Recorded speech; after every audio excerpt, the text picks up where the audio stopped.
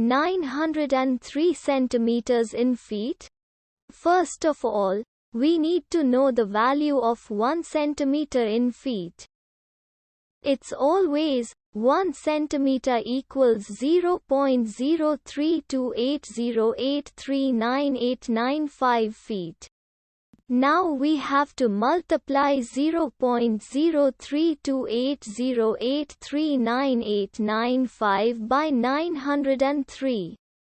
Therefore, 903 centimeters times 0.03280839895 feet equals 29.62598425,185 feet.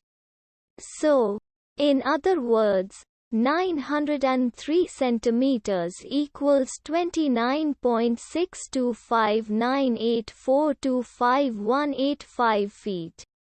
We hope you have enjoyed this video.